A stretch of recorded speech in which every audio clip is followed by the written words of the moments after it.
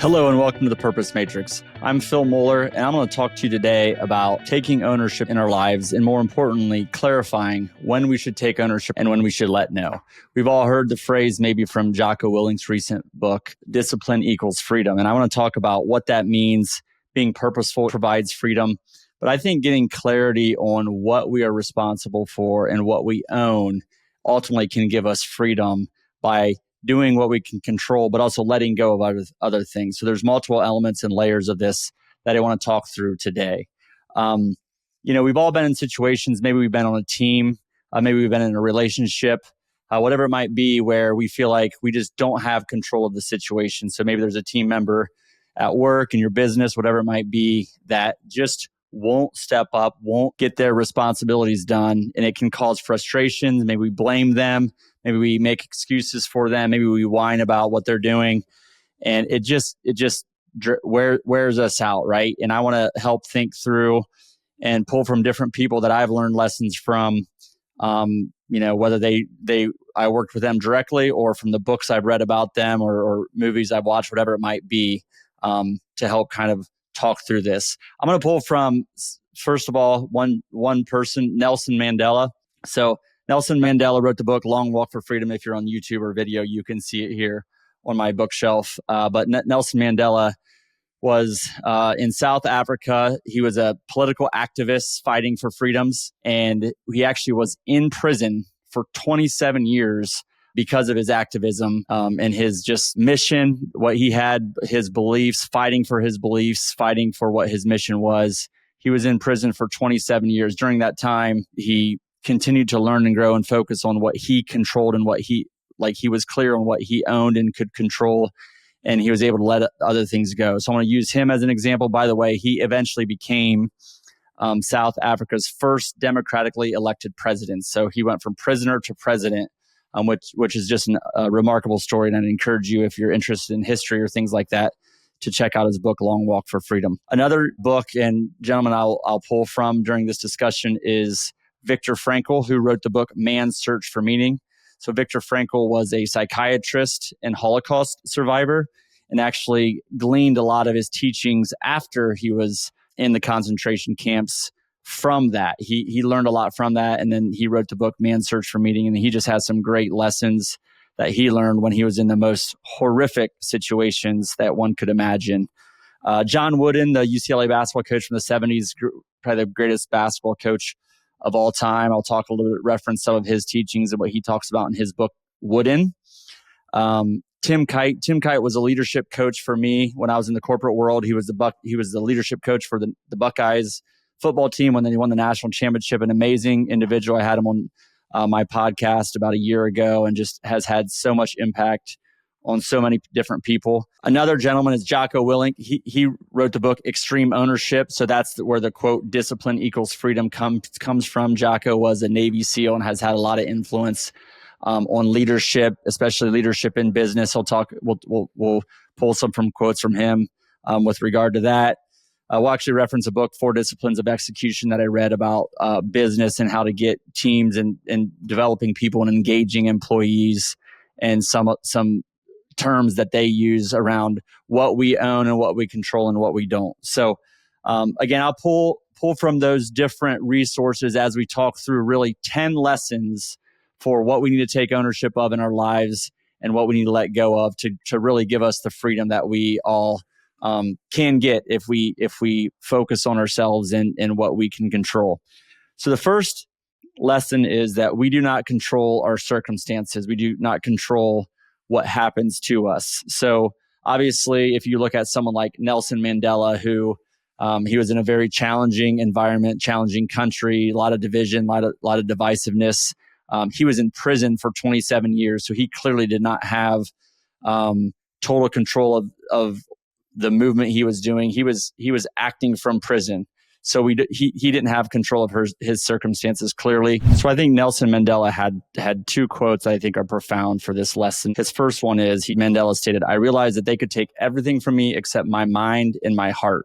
They could not take those things. Those things I still had control over, and I decided not to give them away." So I think that's a profound example from Nelson Mandela. The other thing he said, which is is I think really important is as I walked out the door toward the gate that would lead me to my freedom, I knew if I didn't leave my bitterness and hatred behind, I'd still be in prison. And Mandela talks a lot about forgiveness. And I think forgiveness is an important part of not blaming others, not complaining, not making excuses, not defending.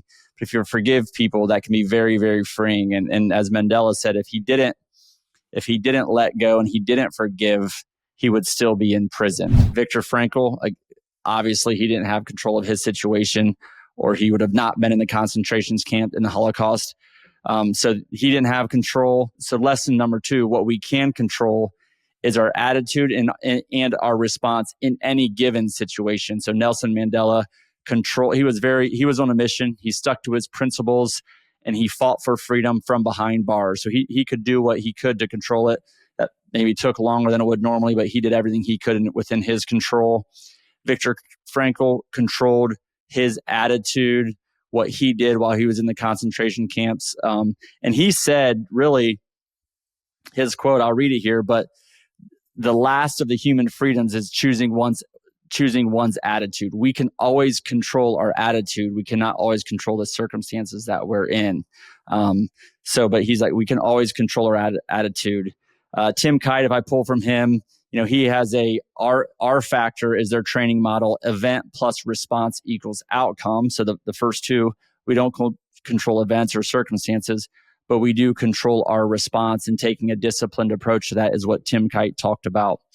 He has a quote, Tim Kite does, I am not my circumstances, I am my choices. So that really exemplifies lesson number 1 and number 2. We can't control what happens to us, but we can control and choose how we respond. Tim Kite, by the way, learned a lot, and he credits a lot of his teachings from both John Wooden and the book Man's Search for Meaning from Viktor Frankl. So again, number 1 of the 10 lessons about taking ownership is that we don't control our circumstances. And number 2, we can control our attitude and our response in any given situation. Number 3 is about who we are and what our identity is tied to. And I think what's important here is that we are not our circumstances. We are not our results. We are what we do. So we are our attitude. We are our decisions. Tim Kite referenced that I'm not my circumstances, but I am my choices. And that's a great transition to number 3. Who we are, our identity, we can define what we want that to be, but really how people look at us and what our identity really is. And you can go as deep as you want with this, but it's tied to what we do. It's not tied to what happens to us. It's not tied to the results we get. There might be an indication, they might be feedback to us in some way, but they don't define who we are. What defines who we are is what we do ourselves, and that's what we can control. And the great thing is we can completely control that. We can control who we are because we can control what we do. So that should be exciting. That should be freeing, knowing we aren't dependent on our circumstances or our outcomes. We are free knowing we have control of the situation as long as we control what we do. So the 4th lesson that I have is when we set goals, when we're trying to figure out what we're going to do at the beginning of the year, by quarter, by month, for the week, whatever that might be. And this can be in every area of life, including, of course, business. But when we're setting goals, we should be looking at what we can control, not what results we want. The results we want might be an input to our goals, right? So if we want to I'll use a business example here. If I want to have X million dollars of acquisitions, okay, that's my goal. That's my outcome that I want. But the measure that I want to, the goal I want to set is imagine a funnel here in this situation, but how many phone calls do I need to make to get to that goal? Or how many letters of intent or LOIs do I need to write to get to that goal? And if I do those things within my control, I will have a better chance of hitting the result I want, but I only can control so I'll now reference the book 4 Disciplines of Execution, what they talk about as lead measures and lag measures. So we need to set goals around the lead measures that then the results come from. So we can also apply this to health. Let's say, okay, I want to lose weight, or I want to have more energy for my kids. That might be the result I want, But the lead measure that I control is I'm going to not eat dinner and I'm not going to eat anything after 6 p.m. Or I'm going to make sure I get 7.5 or 8 hours of sleep. Or I'm going to limit how much I drink on a weekend at any given time to 3 drinks. Or, I'm going to work out 3 or 4 days a week. I can control those things and they give me a better chance at getting the result of what I want and what my purpose for my health is. But I want to focus on the lead measures and set goals around lead measures, not lagging measures, as they talk about in the book, 4 Disciplines of Execution. And that's a business book, but we can apply this again to business, to health, to our faith, to our relationships, to all these different areas of life. I think John Wooden said this well, and why we should set goals for what we control. He said, success is peace of mind, which is a direct result of self-satisfaction and knowing you did your best to become the best you are capable of becoming. And I think that's our goal, is we want our identity to be the best that it can be. We want to be the best that we can be. And if we just focus on what we do, we know we can have peace of mind. Number 5, the fifth lesson on, taking what we take ownership, what we take control of, is we can't get too high or too low on the results we get. So if we're just getting phenomenal results all the time, that doesn't define who we are. It might be it's feedback and an indication of who we are. And the better at that what we do, the better lead measures, if you want to call it that, the better our response, the better we are at those things, we are more likely to get better results. For sure, that's true. However, there are circumstances and things we don't control. So don't get too high if we get great results, or don't get down on ourselves if we get bad results, right? But focus on, are we doing the right things? And then based on the results we get, use that as feedback and adjust and adapt. But don't get too emotionally high or low in the results. Focus on the process. You've heard that before. So that's number 5, is don't get too high or too low on the results. Number 6, and Viktor Frankl talks about this a lot in his writings, but find meaning in owning your challenges, find meaning in your setbacks, find meaning in your sufferings. I can relate to some different stories where I've had different challenges, maybe in my business where I did a bad deal, or I made a mistake with an employee, or whatever it might be. Look at those things as lessons that we learned and find meaning in those. How we frame things is everything. So if we find meaning in our setbacks, in our failures, in our challenges that we have, maybe it's, hey, God put this situation in front of me because I just needed to be humbled, or God put this situation in front of me because he wanted me to learn that lesson because it was on a small deal, and next time I didn't make that mistake when it was on a big deal. But find meaning in your challenges, in your setbacks. And if you have that frame of reference, I just think you have the faith, you have the courage to pursue things so much more. Nelson Mandela also talked about finding purpose in his struggles, even during his imprisonment. He used his suffering to say, okay, are you going to do these things to me? This is going to inspire me more to fight harder. So Nelson Mandela, again, he used the challenges and setbacks that other people, the circumstances that he was in, as fuel and as fire to pursue his mission even more. Number 7, and this is really important, but you are unique and you are created for some definite purpose. And we might not know what that is. I talk about trying to define our purpose, but we might not know. We don't really know what that is. We never will know that until hopefully, after we pass away. Hopefully we're in heaven, and hopefully we learn that someday. But we will never know during this lifetime what our full purpose is. But really, plant the seeds, do the good things, and that doesn't mean we shouldn't think about what that might be and pursue that. I think that's what's important, is what do you think your purpose is? What do you think your mission might be? Think about this in different areas of life and go pursue those things. Trust that there is a plan, that but understand you are unique in many ways and you have a specific God-given purpose. And I think that's just so important. My mission is to inspire and educate others to live their God-given purpose. That's what I think my mission is. That's my mission to the best of my knowledge. I won't truly know my whole mission and what that is in this lifetime, but I'm pursuing that mission, if that makes sense. And if you do that, if you apply these things, the next one is the real freedom to understanding what you own and what you don't own is controlling what you do and who you are, knowing that you don't control your circumstances and you don't control your results, but just control who you are and what you do and leave the rest to God. Just trust that there's a bigger plan and really just let go and trust God that things will be okay, right? That, the things that will happen to you, you'll figure out how to respond to them, or the results that you get, there's a reason for those results, and just trust that there's a bigger plan that you don't know about. So that's number 8. Number 9, and I've referenced this a little bit, but is that this framework, this idea of what we own and what we don't, this applies to every single area of life. So number 9 is this applies to every single one of your areas of life. However you think about different areas of life, if you think about faith, family, finance, and fitness, I think about faith, I think about health, I think about relationships, I think about fulfilling work. Like those are kind of my buckets. But, an easy way is faith, family.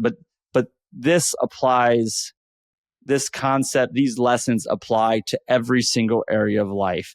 So you need to take ownership of what you do, of who you are, not the circumstances you're in, not the results you get, but of what you do and who you are. And again, those other things can be feedback to you, but they don't define you. And last thing is, we talked about it on the first solo episode that I did, but applying the framework, the 5 keys to success that we talk about within the purpose matrix: purpose, education, association, courage, and example. And applying these, and what's important is set goals around this, but do this for every single area of life. If you grow your mindset to be able to be better suited to handle different situations, or if you're clear on what your purpose is, and grow your mindset through education and association, you are going to have the courage to act, to do the right thing. What we don't want is, we don't want cowards. Our society does not need more cowards today. We need more people with courage to pursue what you think your mission is, what you think your purpose is, and really just controlling who you are and what you do. Again, those are my 10 lessons for what to own, what not to own. The first one is, we do not control our circumstances. The second one, we can control our attitude and our response in any given situation. Number 3, who we are, our identity, is based on what we do. And our circumstances and results do not define that, but it's just what we do. That's our identity. Number 4, we need to set goals around what we do and what we can control. Number 5, don't let your results, good or bad, influence how you feel too much or too little. If you have great results or bad results, don't let that control you too much. Number 6, find meaning in your challenges, in your setbacks, in your sufferings, whatever that is. Number 7, you are created, you are unique, you are created for some definite purpose. That is a big teaching of Viktor Frankl. Number 8, trust God with the rest. Number 9, apply this to every area of life. And number 10, use the 5 elements of success from the purpose matrix, the PEACE acronym, to help set that. And that's really the call to action today is, if you're, let's just say family is a top priority for you right now, or faith is, or maybe one of these areas of life you feel like are out of whack or are slipping or just aren't where you want them to be. Take that area of life and try to get clear. Okay, what do I think my purpose is? How can I educate myself? Who can I associate with? Who can help me? What courageous things do I need to do to take ownership of this? How can I be an example? How can I be a leader in this area of life? So if there's an area of life that you're struggling with and you feel like you need to get this back on the right track, maybe that's your health. But if there's something that you feel like you got to work on, apply these 5 principles. Focus on what you do. The results will come, but focus on what you can do and what you can control, because that's who you are. So I want to thank you for allowing me to spend the time talking through these 10 lessons on what to own and what to let go of. I really appreciate you supporting us. Please leave a review, subscribe, check us out on YouTube as well. We're going to do more video content there. Thanks so much for everything. For the Purpose Matrix, this is Phil Moeller signing off.